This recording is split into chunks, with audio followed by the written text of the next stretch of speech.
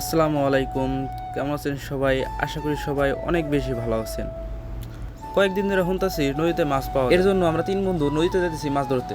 আমার কপালটা এতই খারাপ যে আজকে আমরা মাছ মারা বেরিয়েছি, আজকে সবচেয়ে বেশি রোদ উঠছে। তো এই রোদের দিনে ঠান্ডা ঠান্ডা পরিবেশে খেতে রাতে যেতেছি নদীর দিকে।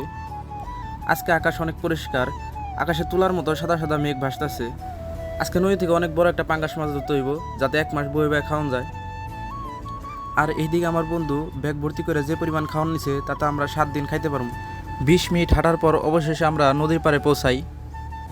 তো এইদিকে আমার বন্ধু বড়শিতে আদার দিয়ে মাছরে খাওয়াইতেছে। কতদিন মাছ খাওয়ান খায় না, তাই মনের সুখে আমার বন্ধু মাছরে আদার খাওয়াচ্ছে। আর এইদিকে একজন মাছের সাথে খেলা করতেছে, বড়শি পাইন্দা নামায় আর উঠায়।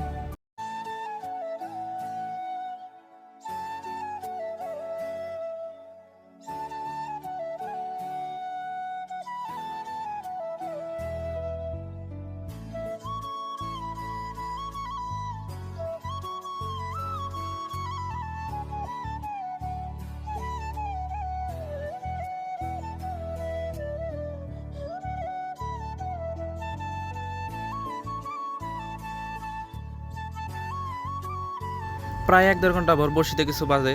আমার বন্ধু বলতেছে যে বন্ধু পাঙ্গাস মাছ ধরছি, পাঙ্গাস মাছ ধরছি। তো আমি কাছে যাই দেখি এটা একটা গুলশা মাছ। ধরতে আসছিলাম পাঙ্গাস মাছ, কিন্তু বড়শিতে উঠলো গুলশা মাছ। কি আর করার, কপাল খারাপ থাকলে যা হয় আর কি। এত বড় মাছ বাড়িতে নেওয়া যাওয়া সম্ভব না, তাই এটা পানিতে আবার ছেড়ে দেবো। যখন বড় হইব তখন আবার ধরে নিয়ে যাবো। অবশেষে মাছটা ছেড়ে দিলাম, মাছটা নদীতে চলে গেল। প্রায় 3-4 ঘন্টা নদীতে থাকার পর একটা মাছ ধরছিলাম। আসলে নদীতে তেমন মাছ পাওয়া যায় না, কিন্তু আমরা শখ করে আসছিলাম মাছ ধরতে। আমাকে 3 বন্ধুর কপাল এতটাই খারাপ যে একটা গুলশা মাছ ছাড়া আমাদের কপাল আর কিছু জুটে নাই।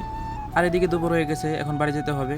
তো সব কিছু গুছিয়ে নিয়ে আমরা বাড়ির উদ্দেশ্যে রওনা হই। আর রোদে পরে আমাদের চেহারা যে পরিমাণ কালা হয়েছে, এতে বাড়ির মানুষ চিনতে পারলেই হয়। তো আজকের মতো এ পর্যন্তই। সম্পূর্ণ ভিডিও দেখার জন্য সকলকে অসংখ্য ধন্যবাদ। আল্লাহ হাফেজ।